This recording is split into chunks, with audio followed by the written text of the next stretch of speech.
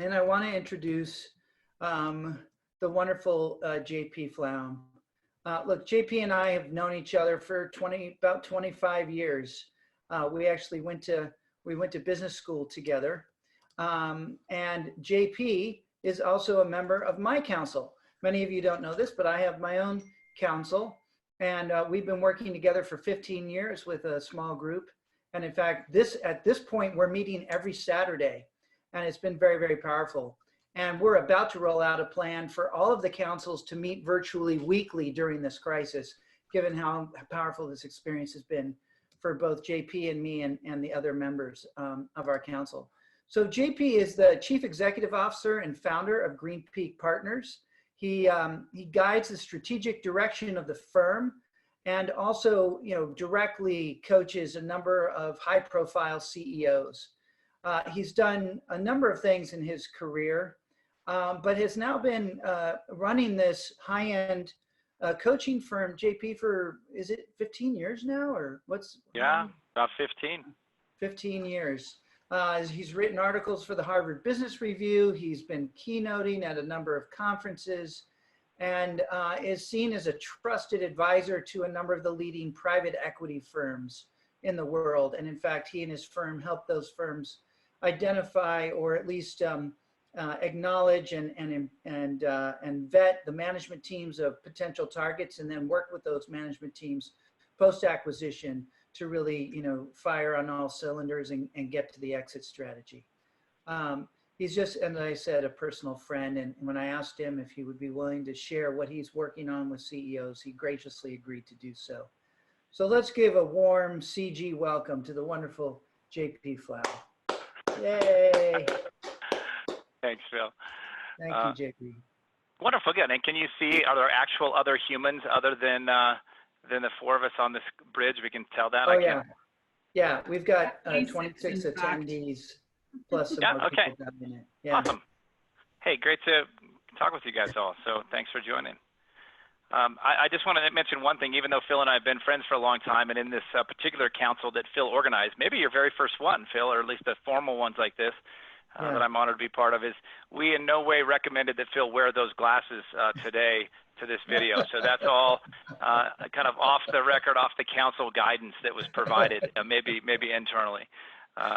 So no, but a lot of respect for Phil. And when Phil asks for a favor and says, hey, these guys are, fantastic, we're in these forums, and, maybe we can have a discussion together, that means a lot to me, and happy to do it. So you guys know, kind of the bonds and the accountability that gets built in these forums. So not too much I wouldn't do for you, Phil, and for people that you say are important to you. So, honored to be here, and hoping that we can, provide guidance in this time. I mean, holy moly, every day it's just different and more bleak and worse. And I'm working on, not just figuring out how we bridge the loan with keeping our team together and our head count, expecting a certain amount of accounts receivable, but then learning last night that not only a few programs that we were in progress with that we assumed were probably safe because they're like 6-month coaching retainers, a couple of those getting pulled last night, but then some of the accounts receivable that we were expecting also likely not to show up anytime soon. So I guess my way of saying I'm kind of right in the middle of it with you guys.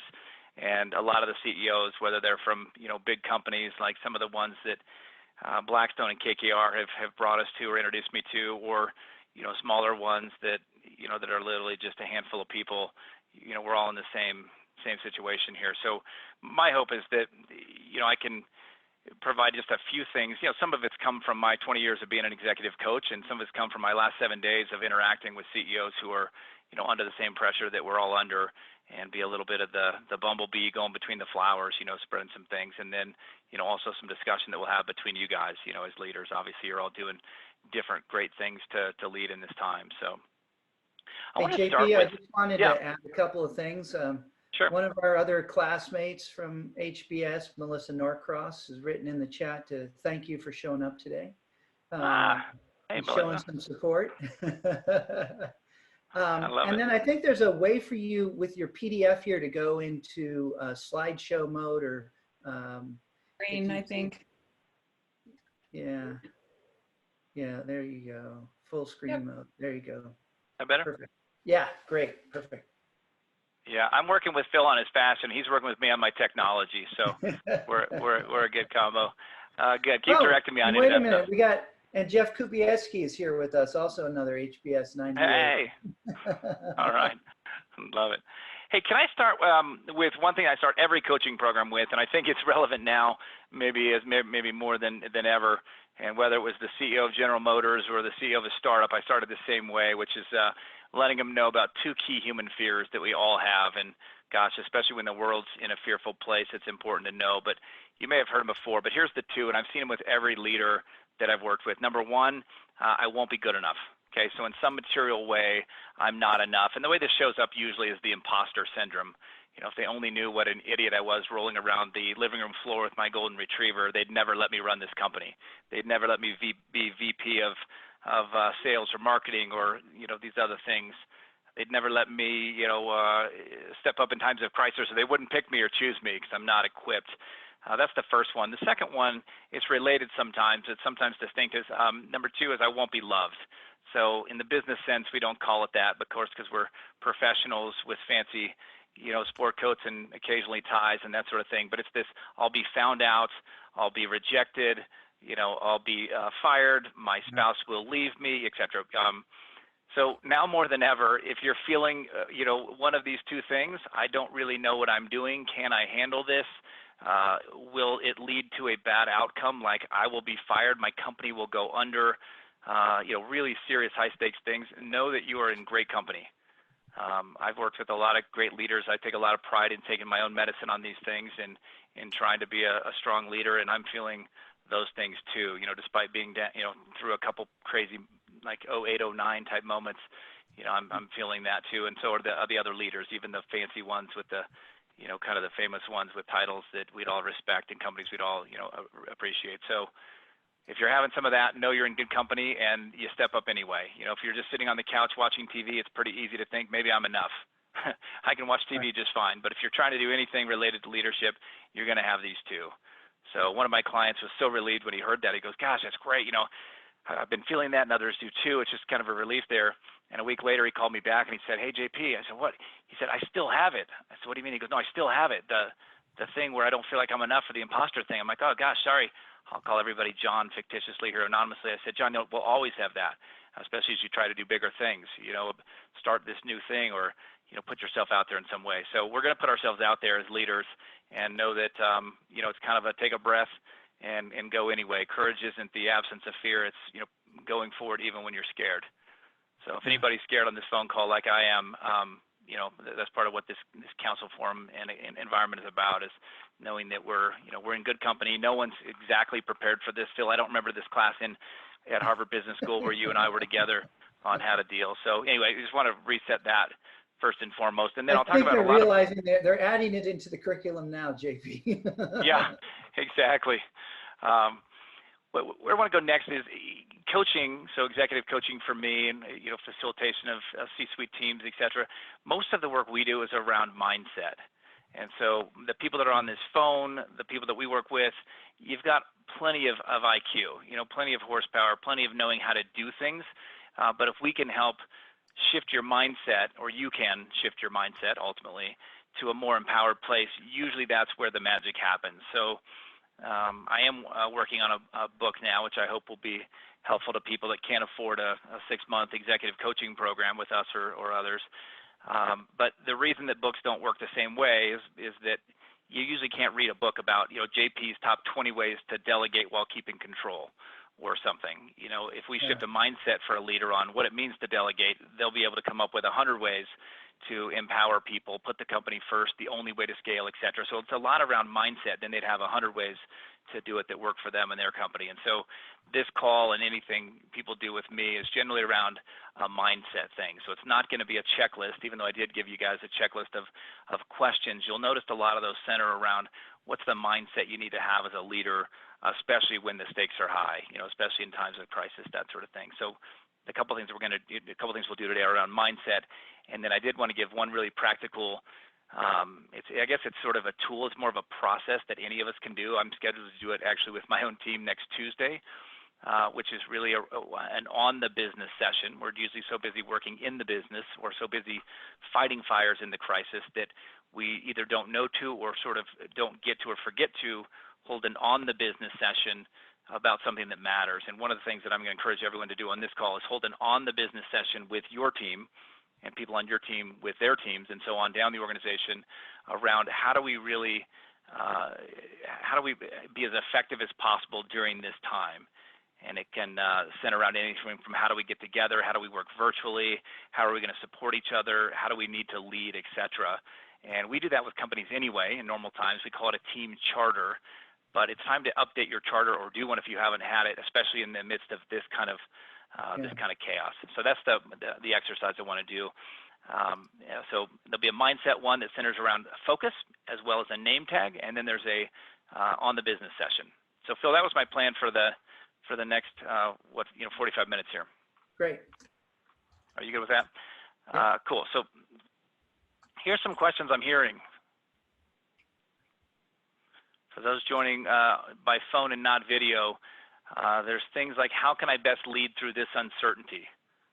My guess is you're asking that. How will this impact my team, my direct reports? One thing you can't help but ask, and you need to, is how is it impacting me personally? My bank account, my family, my friends, geez, I think I have that cough, or is it getting harder to breathe? Real things. JP, can I share two quick things with you? Please. Like, for example, this morning I got a call from the CEO of a retailer. They have a big warehouse operation, of course, for distribution, and fulfilling orders. And they're trying to figure out what happens when a shelter-in-place order comes into effect. And about an hour later, Governor Cuomo in New York, and this is a New York-based retailer, said that companies have to send home 75% of their employees. And so, like, what? Yeah, crazy. That's up from 50, a day ago or something, 50%. Yes. Yeah, a day ago. And then 2 days ago, I was talking to the CEO of a bank, and they had to close it. They had to close a branch because one of the employees got the coronavirus, and the regulators told them they had to open that back up again. And now HIPAA says you can't tell the other employees about the coronavirus, but OSHA says you can't put employees in harm's way. So, like, what? How do you even manage this? And those are just two of hundreds of stories, right? Everyone on this call today or people watching it later are going to say, my God, what is, I have my own version. So, yeah, keep going. Yeah, no, it's a freaking bad time. There's no way to say it otherwise. And I think we're balancing a little between how do we manage our own emotions and fear around this, and how do we lead, and that own key fear number one. Am I even ready for this position for it? I think the kind of answer is we're never ready. We never feel like we're not the imposter, even in good times. And so, you're the best that your company has, as well as your other colleagues, and that's going to have to be enough. And by the way, it probably is. So, but if you're asking these questions, these are some that I'm hearing a lot lately, and a lot of it is around kind of some of the best leaders I'm hearing just saying, what can I do to be most effective now? What can my team do?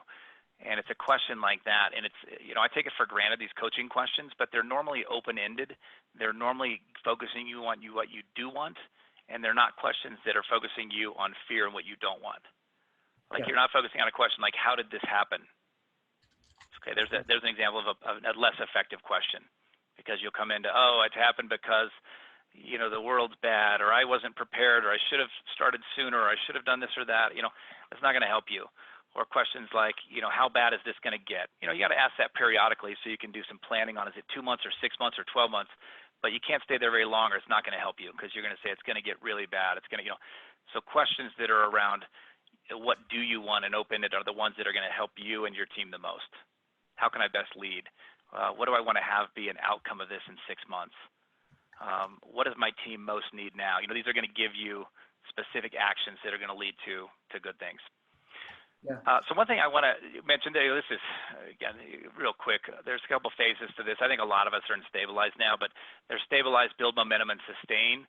And I've taken the questions that, Phil, I think you shared with this group, the 12 questions that I put out. By the way, this is a fun thing for me, and it's a mindset, as we're talking about mindset, that I really want to share, which is we've done a lot of cool research projects that have taken a lot of work and a lot of time. You know, the most recent one was published in Harvard Business Review, which is so great, and it took about a year and a half, maybe even 2 years, depending on how you count it. Interviewed tons of people, lots of analysis, you know, all these great things, and it was well received. You know, it was great. But initially, these 12 questions have been more well received than any research we've done ever. And I think the difference is, I don't know how many of you have gotten, you know, all these emails. I think we've all gotten hundreds of them. I got an email literally from M&M Candy the other day telling me how they're keeping the factory, you know, clean and this sort of thing. Restoration Hardware is telling me how I can come in and shop at their stores and, you know, I'm not going to get the virus. And I've got every fast food chain, literally Popeye's Chicken, sending me a note about the chicken is safe. You know, and all these notes are about how you can feel more comfortable coming in and helping that company. Meaning coming in and helping spend more of your money. Right. Yeah, and Phil, you really pointed this out on an email, and I love the distinction, which is the difference in the note that we sent out, and you know that I stamped it out in 90 minutes one night. You know, just said you know, how can I serve? It's a question I go back to a lot. One of these questions, and in 90 minutes, you know, I said, yeah, I can't have a personal coaching call with everybody, but you know, here's some things that I think would help. At least they've helped some of my leaders and me personally, and you know, stamp these 12 out. It's been, I think we sent it out to a couple hundred people. It's been forwarded 4,000 times now, and we've just gotten a lot of resonance with it. And I think the biggest difference is it's not about what I'm doing so you can come help my company by spending more money with me. It's what can you do? And so I think that's a really big mindset shift right now for all of us, you know, in those moments where we're not, you know, we all have to have the indulgence of being scared or, you know, looking internally and worrying about our own toilet paper and our own, you know, situation.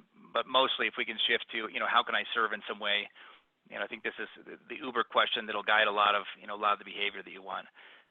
So anyway, kind of a fun reaction to see. And Phil, you really hit it there. It's not about us, it's about them and what they can do. And I think that's why it's, you know, why it's really helping people and resonating.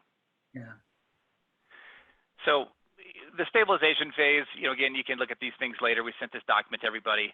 You know, you're really trying to get centered on some things, and particularly those things that you thought, you know, were important, but then sometimes we forget to go back to what, you know, the values of your company. As you think about layoffs, as you think about tough choices, what is the value that's going to support or contradict?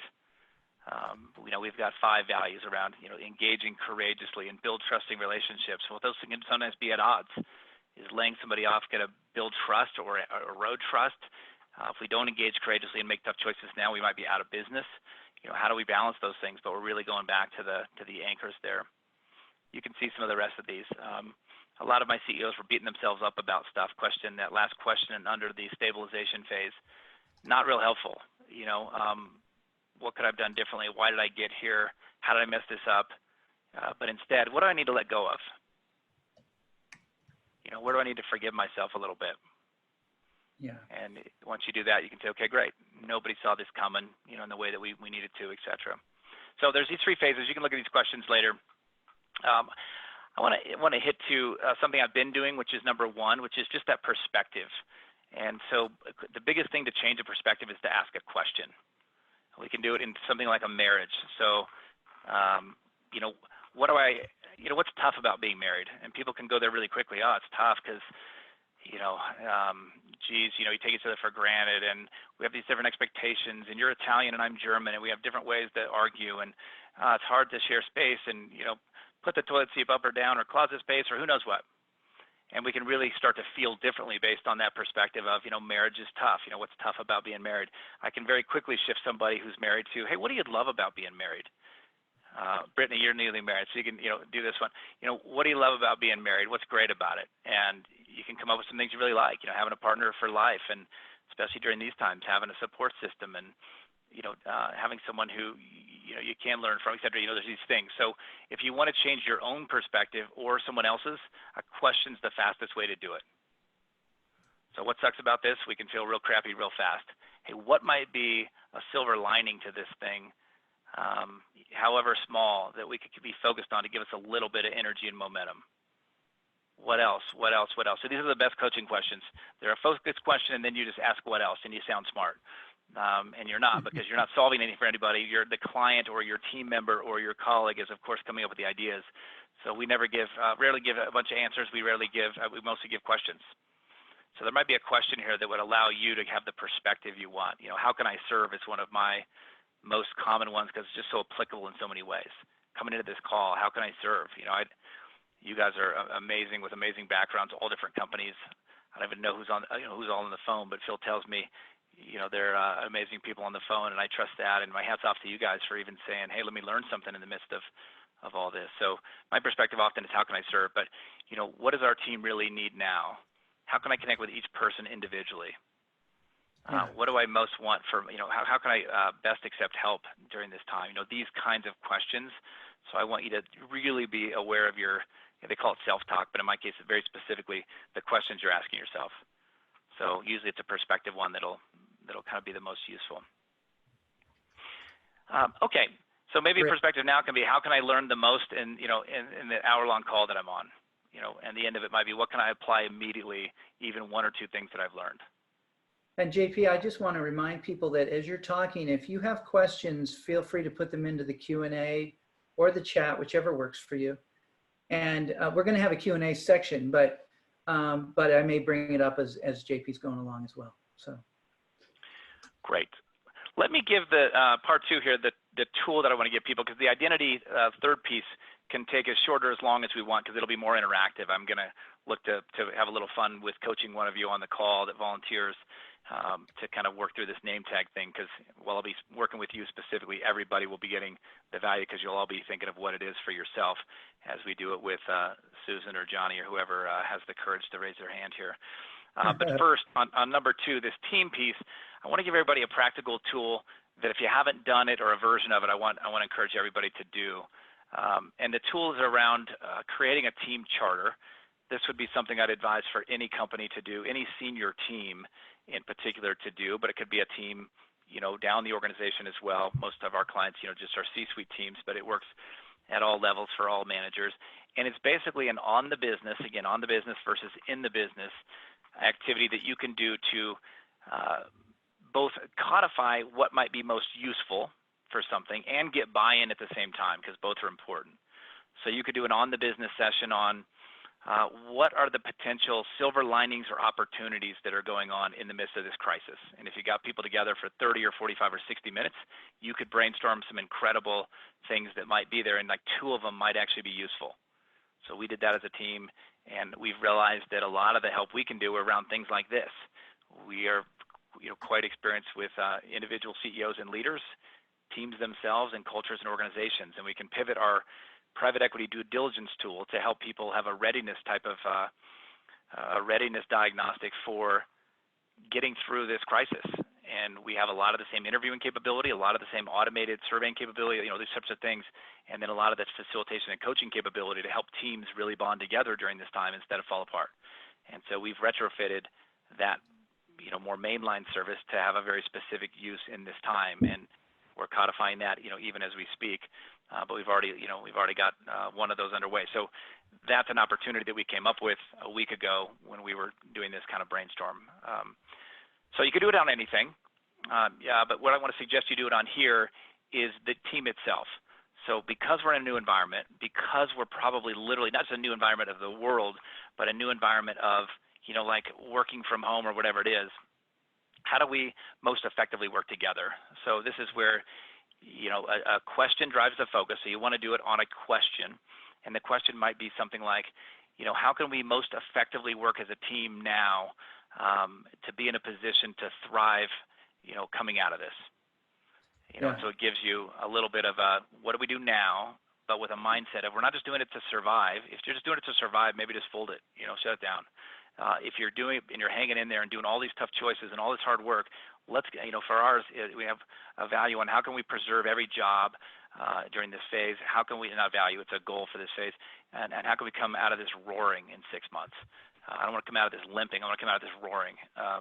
And we've got a couple other goals. We've got 4 of them. But, so for example, that's something. But for this one, it's something around your team. How can we most effectively work as a team during this phase to be in a position, to thrive in 6 months, or, to make sure that we're taking care of each other as much as possible or whatever. But it's basically how can we work most effectively as a team? So that's the core question. And then you unleash your powerful minds on that for 30 or 45 minutes, and you'll realize some pretty amazing things happen. So my advice for it is we're wanting to come up with a couple categories of things. One is how we show up. So truly, it's the supportive behavior. It's the start on time. It's the, we're not going to be looking in the rearview mirror blaming. It's going to, it's the actual kind of behaviors that we want to say are important. So when we're together as a team, what behaviors will we exhibit? Now, some of these you already have, and they're just carrying them over from what you have. We already have a value on having open conversations as a team instead of the hallway conversations. Great. How are we going to do that in a virtual environment? Maybe even easier because there won't be the water cooler, these kind of things. So how are we actually going to act or behave when we're together? That's one segment. And this one, in the example you've got, is how do we communicate? That's what this team wanted to call it. But it's basically a behavior. So they have things like 25% baked ideas are fine to throw out. And you know why? They're an aerospace company. These guys are aerospace engineers. They're literally rocket scientists. And if they don't have something perfect, they don't want to say it.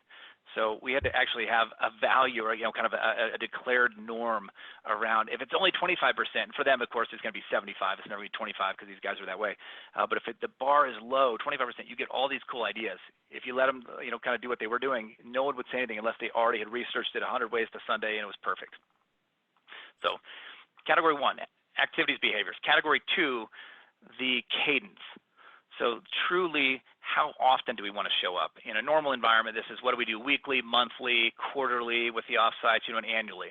Holiday party, social retreat in our case, et cetera, once a year things. Now the cadence needs to really focus on what's the new world. So literally, and part of this is you might think, I already know that. I want to get together, the team together for 15 minutes every day to have kind of a huddle, a stand-up meeting so that everyone, is focused and I can tell people, showered and are wearing clothes or whatever and do that. Great. If the team comes up with this themselves, they won't hear it from you as the leader as, oh, the CEO said so. And so now I've got to do this thing and, geez, I hate video. If the team agrees to it themselves, now not everyone's going to vote for every idea, but they will have been heard. You will have actually incorporated their input, and most things the team kind of coalesces around it. We don't need to do it every day, but could we do it Monday, Wednesday, and Friday? So we start the week, end the week, and we have a midweek touch point. And you as the manager of the team, the VP of the team, or the CEO might say, hey, great, that's actually fine. So you might bend a little bit. You can always trump if you want to and say, no, but it needs to be every day or whatever. So you don't lose that power. But if you do it in a session with the team, not only will you come up with likely some better ideas, some things you wouldn't even thought of, you'll have the buy-in from the team that says, wow, we are actually doing this as a team. It's the first step to actually being more effective as a team under crisis. Yeah. If that makes sense. Yeah. So you ask, what's the cadence? And so that'll be a whole other segment. Okay. And so if you don't have one, do create one now in this moment. And this is a nice format. I like it. I also like how simple it is, and it's not, pages and pages. It's pretty clear. And we can send you an actual, sample, not just here. What's missing in the screen here, the third page, it's a signature page. So we take this as seriously as any business contract. We have everybody sign it with their name, title, and date, just like any other big deal you might be doing as a company. And there's something that is important about signing it like that, like treating it that seriously, because it says you can count on me to have unfiltered dialogue. If you look on the sample page here, I'll say it here, say it now, and not wait and tell the boss later that, I think Johnny's off track. Wow, that's a behavior. That's a big, it's a tall order, but there is something important about signing it. So it has the format of, how we're going to show up and act, and then it has the cadence of what we're going to do when. So truly, in this environment, how many of these calls are going to be video? How many are going to be on the telephone? How many are going to be, it's okay, mostly let's have it be video, but if you have to be on the phone, okay. What are our norms around muting? What are our norms around if I have my 3-year-old colleague at home now, these miniature bipeds that some of us now have on our teams because childcare has gone away. Is that okay? Or do I have to hide and pretend I don't have that? Or is it okay to have my 2-year-old sitting on my lap because it's an internal call of this or that kind? Like it sounds dumb or sounds specific. This is the kind of stuff your team members need to know now. Is it okay to do that? How do I navigate this? And you come up with that and you put it on paper. Again, this is what page and a half? It's a really simple thing. Usually these on the business sessions might take about 90 minutes. Okay. So to come up with the actions, the activities of how we're going to behave, and then the cadence of what we're going to do. Daily, weekly, monthly perhaps in this case, but I think most people are kind of in a daily, weekly, no more than monthly mindset right now. You might say, hey, we're going to do these things quarterly, but for right now, here's what we need to do.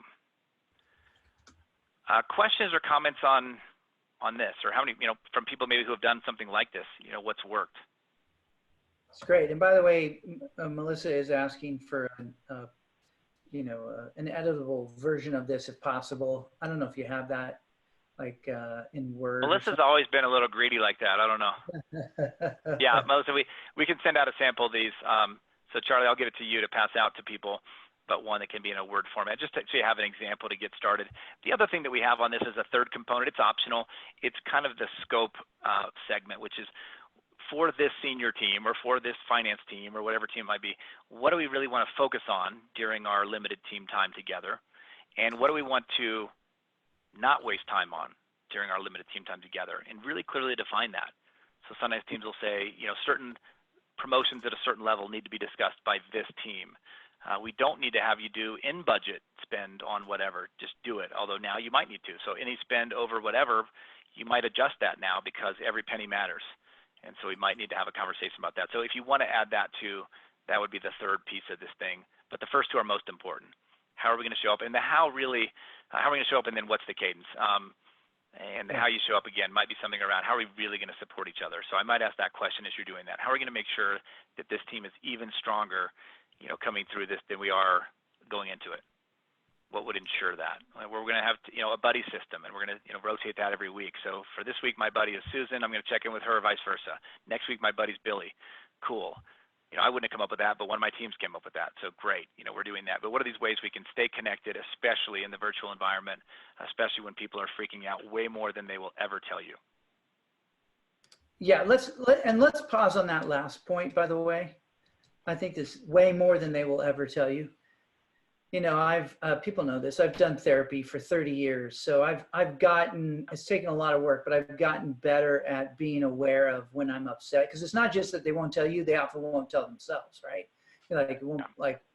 And so when I talk to members during this crisis, a lot of times, what I get is, oh, I'm fine.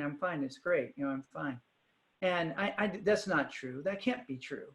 And I understand we need as leaders to, we need to hold ourselves in a certain way, especially I think for our teams. But I wonder if you've learned, JP, anything about helping people, be a little more open about how hard it is, in a moment like this. Is there anything you've learned about that? Any stories you could share? Yeah, gosh, I'm sure you could share a million. I'll take a page out of your playbook, Phil. I think if you, again, lead, you'll get more of what you want. But in this case, if you're leading with vulnerability, you'll get some of that vulnerability. I don't think everyone feels best that you're not scared. They probably feel better that you're scared too, but you're going to do the right things to help make sure that this team is in a better place in 6 months than they are now.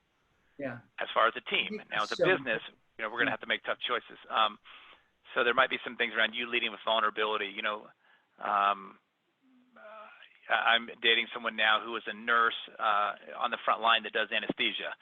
And they have 2 days of mask supply in one of the hospitals she works at. Like, okay, this woman just got back from Haiti doing Doctors Without Borders and giving, so much of herself because she signed up for this, frontline, in the battle type of role.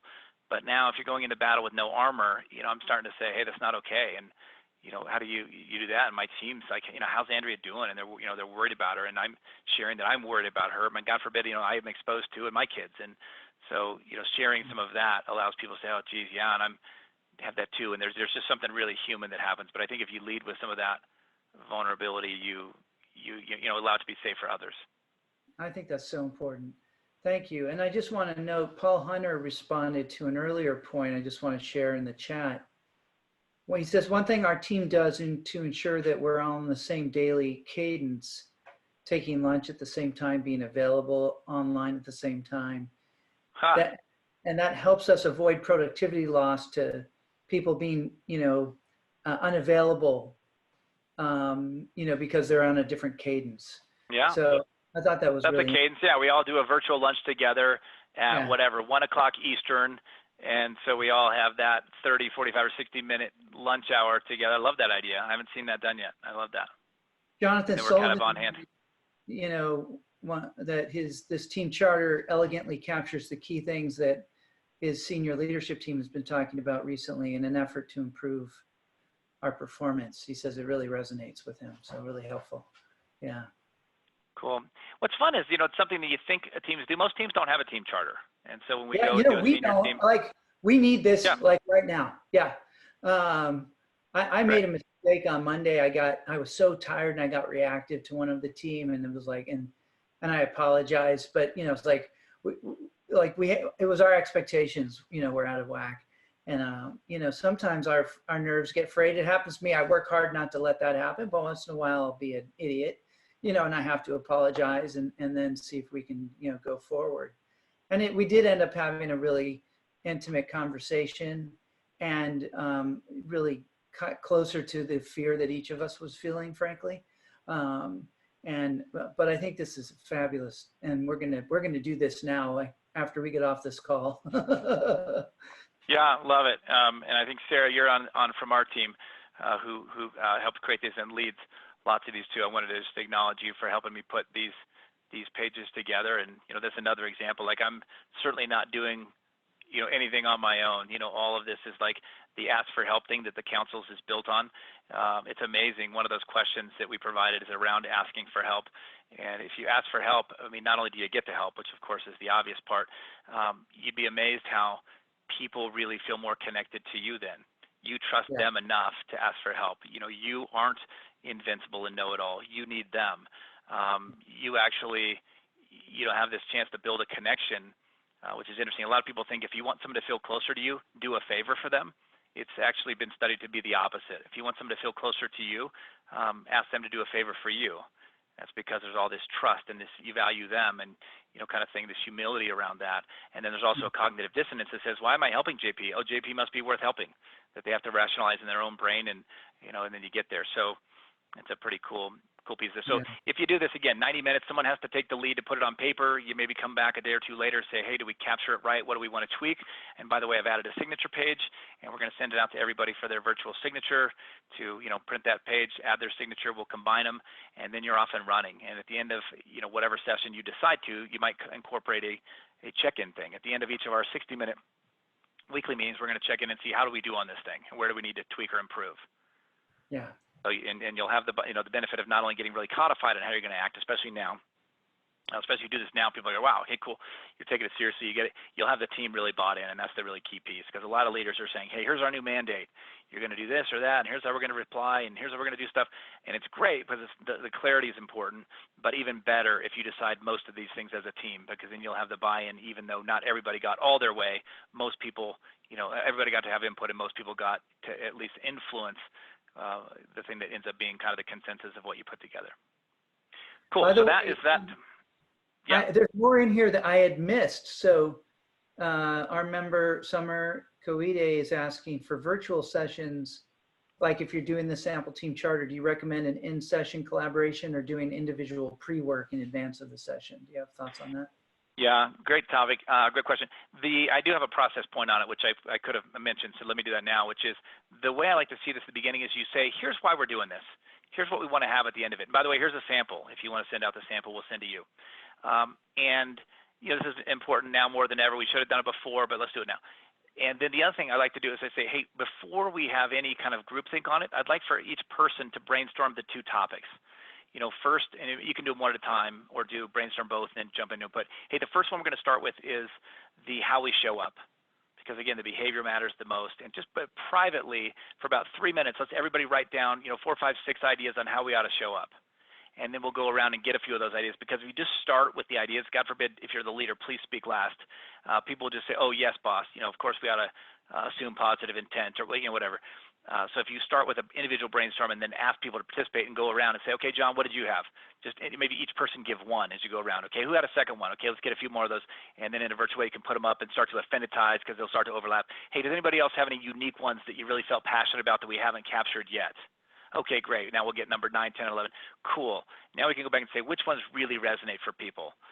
Show of hands, because you can see it on video. Who really feels like this is one of our top ones? You can kind of start to affinitize. But if you do the private brainstorming first, you'll get the ideas out there, and then people can react to them without having too much like, oh, I can't say mine because it sounds dumb. Again, remember, everybody on the phone doesn't feel like they'll be enough, and they think that they won't be loved. So you got to have some ways to get people to volunteer their thoughts in a safe way. Yeah. Okay, good. Love that. And thank you, Summer, for that. And then Colleen Hancock, who has just stepped down as CEO, COO of a company, and joined us as a moderator, says, this is great for leadership teams. And I had this in my org, but not as formalized. And I really like the commitment and how helpful that seems.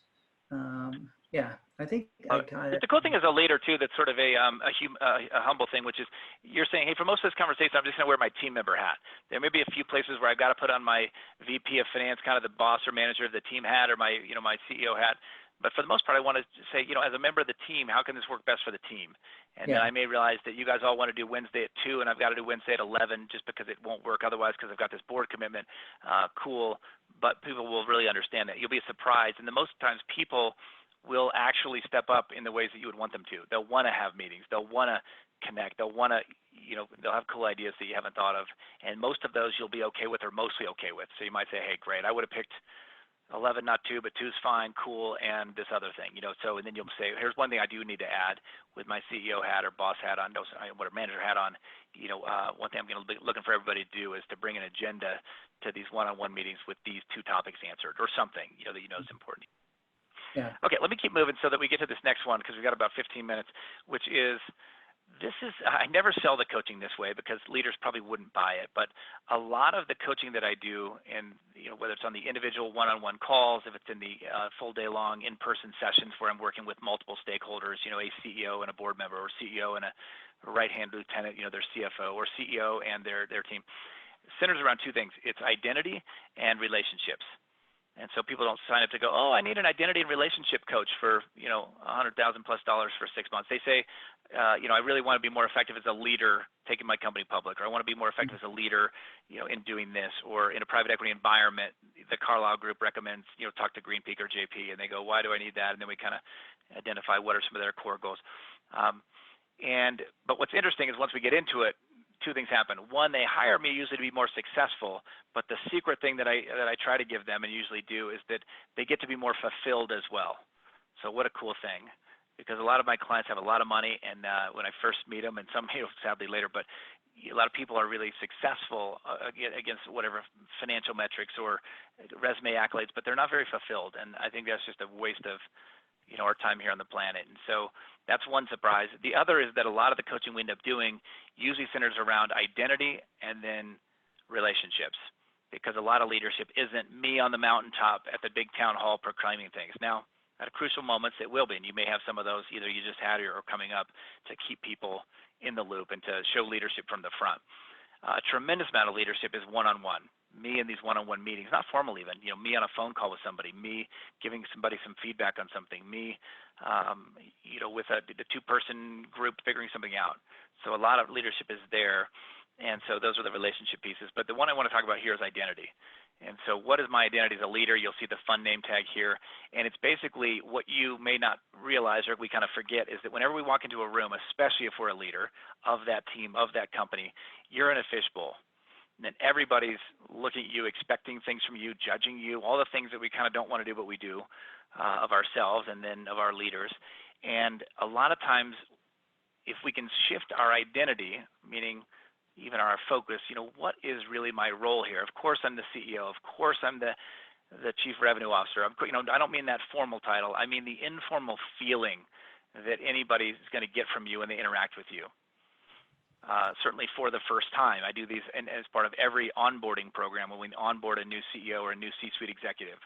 So before you make the first impression, let's get clear on this, but always, including now more than ever, I'd love everyone to maybe update or revise their informal identity, their informal name tag. So if someone's going to have an interaction with you on the call tomorrow with the team, or if a client is going to interact with you tomorrow as you're talking about how to wind down this program or cut costs or whatever it is, what's the feeling that they're going to get from you? Let me share one example of maybe how to do it wrong and then how to do it right. And then we can say, what does it mean now for each of you? Because I want each of you to leave this call with this filled in, where people would feel this, feel this from you in every interaction they have with you. And so a lot of times onboarding a new CEO, the CEO will want to come in and add value because, geez, they just got a whole bunch of stock options. They got chosen amongst 3 other great, amazing CEO candidates. They want to come in and really show that this was a good hire and that they're worthy. And again, we all have that number 1 key human fear, which we know what it is, right? It won't be enough. And so they want to show they're enough. And so for all the best of intentions, they come in and usually with some things like, let me show you how smart I am. That's the informal name tag that they've inadvertently just chosen to wear. And I'm sure you've all seen this. People that the first thing they want to do is show you that they were right, they're smart, they're valuable. And what does it lead to? Us probably seeing that they're smart and we can't wait to punch them in the nose. Because we don't love smart people telling us how smart they are. We love smart people, being humble and being here to serve and listen and learn and let me feel smart, ironically. Not, oh, wow, now I feel so great about your huge equity package because you showed me how smart you are. So that's a common example with a new leader, but we sometimes do it here too. I see a lot of leaders right now with an informal name tag over the past week of, hello, my name is, I've got it all under control. Any of you may be wearing that one, accidentally? Or hello, my name is, I've got, it's all on me, to figure it out. I think not leaning into the team, not asking for help. Yeah. Or hello, my name is gone. We just can't access them. Where are they? I don't know. They're supposedly talking to the board or external, but they're not connecting, whatever. Hello, my name is rich enough to survive this crisis because I've been paid a lot over the years. Yeah. Your team hates you if you're wearing that accidentally. Yeah.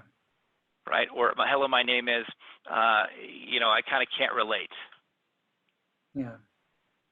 Phil, I did a sort of a silly thing, but it actually mattered a lot. We saw the repercussion, or the goodness of it after the fact.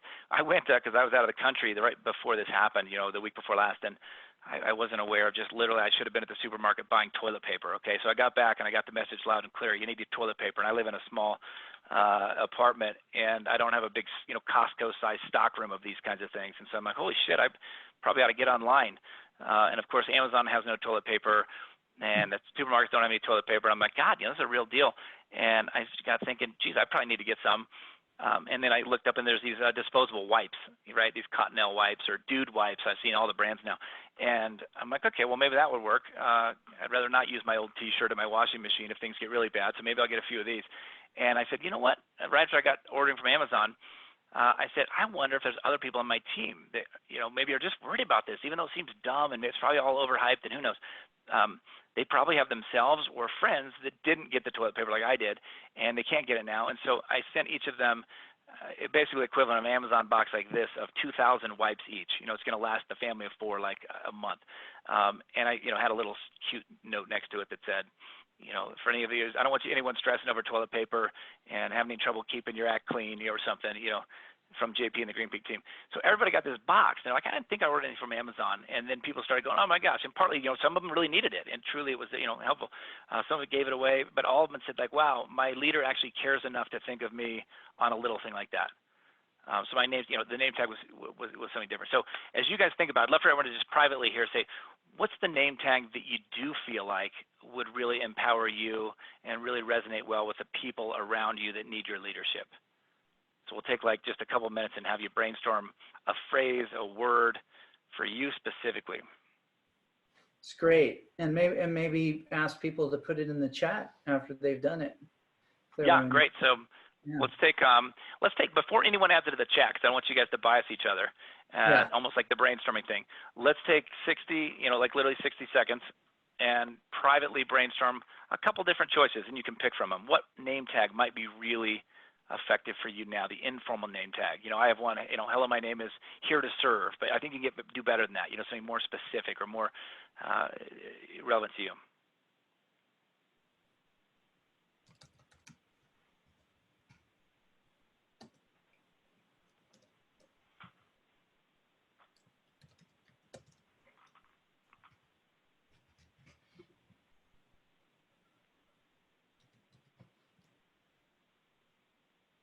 Got about 30 more seconds.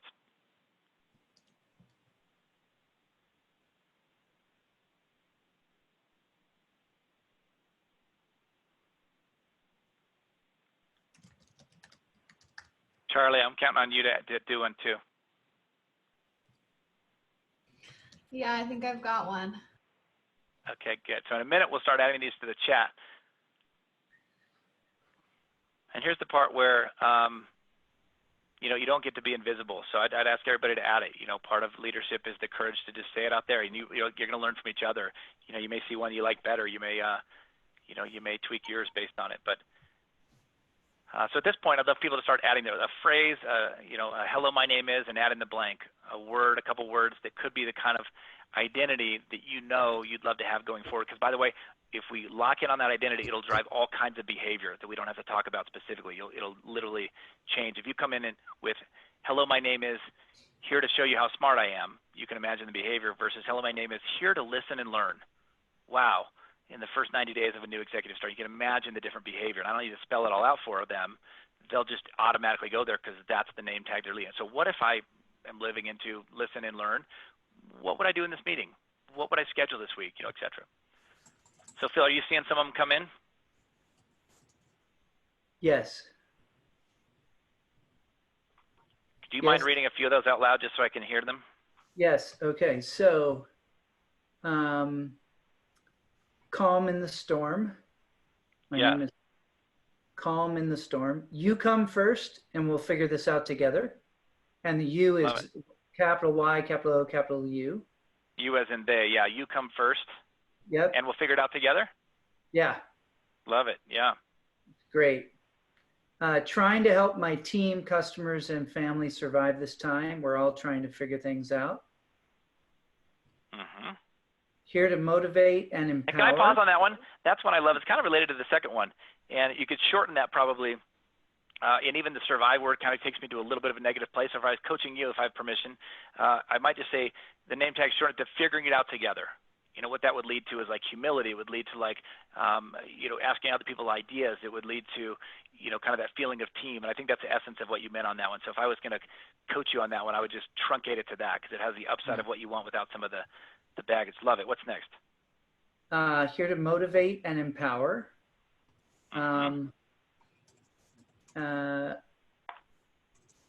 Lindy, I wonder, she's having trouble. Her name tag is, the chat won't let me send to everyone, unfortunately. That's not her thing. That was a response to me. Taking care of team members. Here to help. Yeah, and that taking care of team members, I love that one. So anything that can be like other focused instead of you focused is usually a really good sign. So I want to acknowledge that one, taking care of team members. And if I tweaked it to be even more actionable, I might even have it be borrowing from that second one you read to me, Phil, which is that you word. So, you know, my name tag is taking care of you. And it might lead you into more specific action. And you could be a person, you could be that collection of team if you're with team, or taking care of us might allow you to take care of yourself too. But I might see how you like it if you added the word you or us to that. I love it.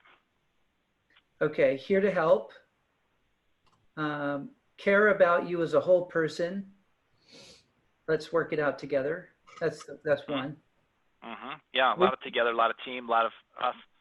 We can figure this out together. Adapt together and move forward together. Uh-huh.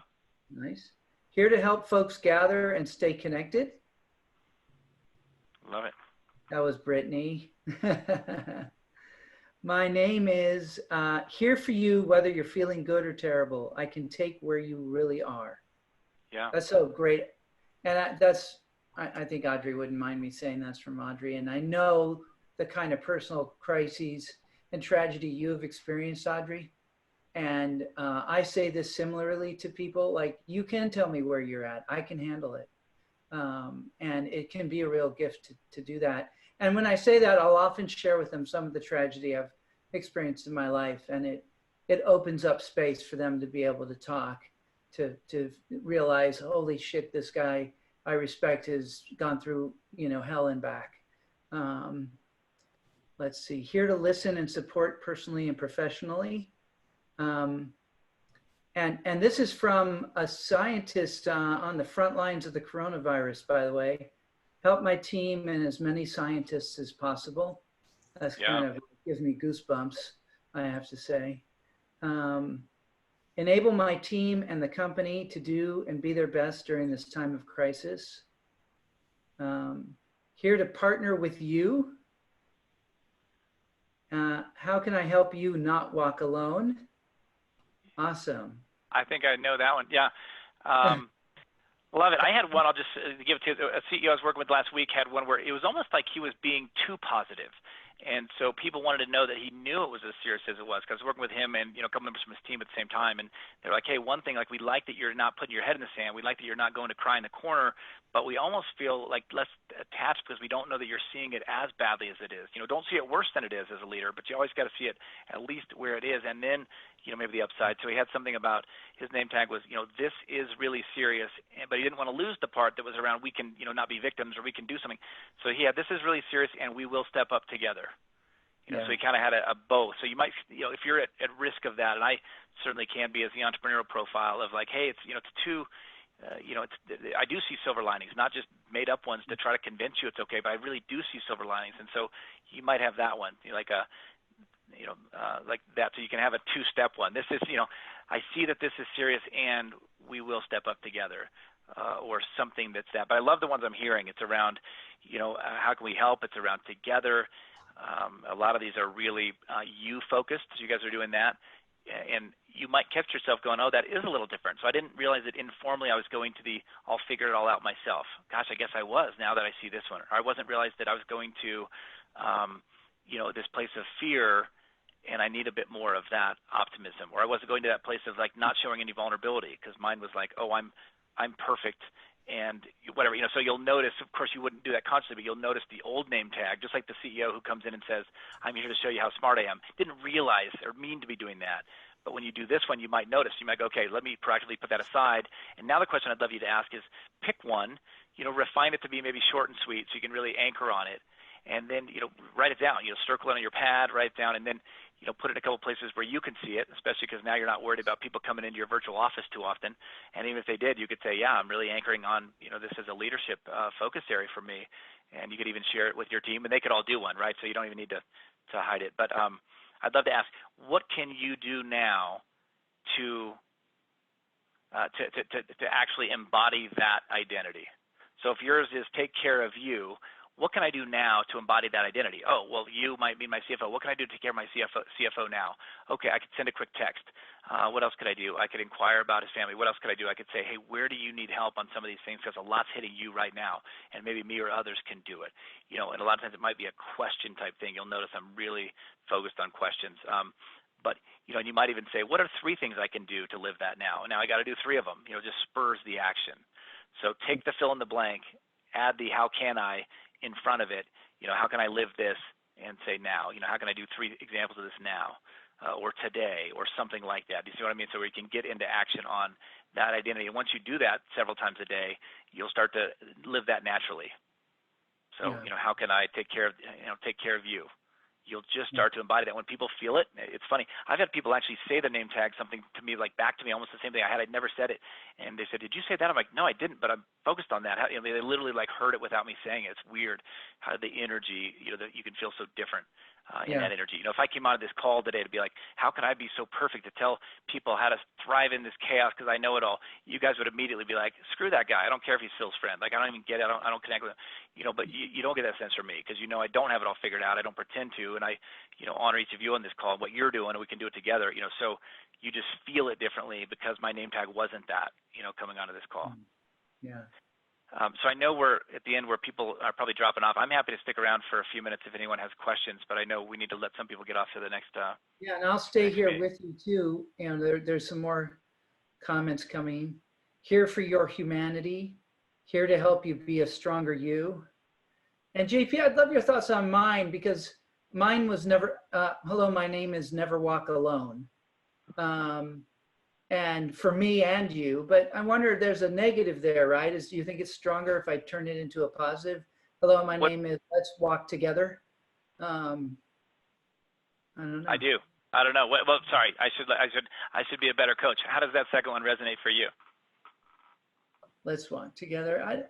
The first one really touches my heart. I don't know, maybe because it goes back to my mother, so I like that, but I recognize it's a negative, and maybe there's a negative connotation there. I don't know.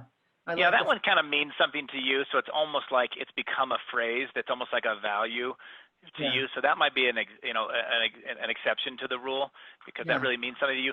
As I hear the two, the action of the second one seems more powerful to me, but that's because I don't know just that other one has become more of a value to you. That phrase is actually special to you outside of if we were just creating this from scratch. So if both of those lead you to the same place, I just pick the one that you like, which feels like the first one. Okay, great. We're getting some nice comments from people. Thank you for being here. Celine from Mexico, which is wonderful, works with one of the big banks down there. And so glad you were here, Celine. Found it very useful and did the yoga hands, Well, thank you. Paul said, thanks for hosting this. Have a great day and stay healthy, everybody.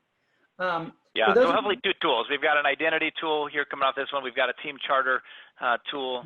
And, again, a lot of this isn't, you got to go do 1,000 things. It's a couple things in addition to all the other things, that your natural instincts are helping you do. But if you do a couple of these things and then you read and learn and keep adding, the leaders are going to grow a tremendous amount in this next phase. And some people are going to come out just way stronger than they would have otherwise. And so, hopefully there's a couple things here and, several things each day, a couple things each day that you're kind of incorporating and doing, so that you do that, in the next, even 7 days, much less 30, much less, 100 days, you're going to be in a way different place. So that's how the best leaders are born or created as I study them. So thank you guys all for letting me be part of this. JP, I was, hang on a minute, there may be some questions. And I'll hang on, I'll hang on. I do want to share with you that the scientist I was referring to, who's a very senior leader also at a big company, said, thank you for this, it will help. And that again, I was like, on the front lines of this thing. Terrific. Thank you for helping. My gosh. Yeah. Right. Wow. Terrific advice and very timely. And thanks so much. And it's really great. I love that we're doing more of these, and we're just doing more of this all the time. And JP, these are such great actionable exercises here. In fact, I think we're going to have each of the councils run these themselves, like within their council meetings. And this here comes from a banker, actually. I appreciate you keeping the focus on the people and not the numbers. It's important. The numbers are keeping focused on themselves. We normally don't have to remind people about that. It's these humans that we. So with the folks who are remaining, would anyone like to join us for a part of, would you like to ask a question or share a comment, a story? Happy to Or if you're struggling with your name tag, we can help you refine it. Yeah. Happy to see if, raise your hand. We'd probably have to hear them, wouldn't we? Is it able to do that? Well, they can raise their hand and we can then promote them to a panelist. Yeah. Okay, great. And I think people know how to do that in the participant. What's it look like again for the participants to raise their hand, Charlie? It's just in the chat feature. When they go to they should be able to raise their hand there. Okay. Well, I have a feeling that we probably are people who need to run, it looks like. Sure. So that's fine. I'll just wait a second more to see if anyone wants to. You can either put a note in the chat or whatever, let me know. And I'm doing this all the time with these sessions, is I'm always allowing them to run over a little bit, because part of what happens is people often just need a little humanity, a little, like, even inform. They don't even have a question. They just want to talk or hear us talk. Okay.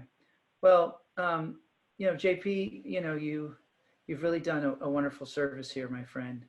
I just feel deeply touched by the offer to help us here. And I know that our members are going to be able to take this and use it in their companies. We're going to use it in our councils.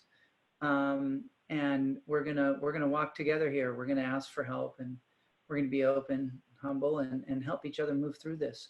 And like you said, use it to become, there's no way to cover over that it's hard and we don't want to, but we can also learn and grow and be there for each other in even deeper ways. So. Yeah, totally agree. Thanks for having me. Phil, I may have mentioned one resource. I didn't want this to be at all a commercial, but I did include it at the back of the packet. I mentioned a service that we're now really All right. migrating to help people, which is if anyone that you come in contact with, I think most people are probably left the session here, but either for their own company or for leaders they know, we've got a program that it's going to be about 3 months, but a lot is going to really happen very quickly in the first 2 to 4 weeks of how they can make sure to go through those steps of stabilizing. This is one we're calling CLEAR. So you'll see the steps there: connect, learn, execute, align, and refine. We had to play with the order of those 2 letters, but it's a program that we're going to be able to help people, really get a dashboard of what's going on, really stay connected to people below their senior team, and really as an individual and as a team, take action to get to that, go through those steps of surviving to get quickly to, what can we do in thrive mode. And anyway, so something that would certainly help us as we can help others in this time. Okay, that's great. And I will definitely keep that in mind. I think it's important. And so thank you very much. And Wonderful. Thank you, got it. And Brittany for my small team. We're working great, and let's go do a team charter, right? I think part of the charter is everyone's got to wear really funky glasses. I think that's the, That was yesterday, Phil. That was yesterday. Yeah, we're changing every day. We've seen that be the most important part of the charter, is that the leaders are wearing the funky glasses. That seems to be the key. Yeah. All Melissa right, says guys. glasses not required. Yeah, glasses optional. All right, guys. Well, thanks for letting me be part of it. It's a cool thing you're doing here. Put whatever screen has your contact information here up. So that'll be. I don't know if we have that one. Jeez. I'll send that in the follow-up email. Yeah.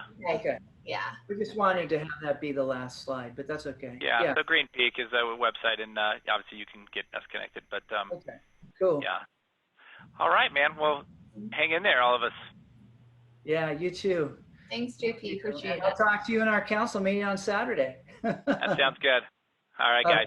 Bye, everybody. Thanks.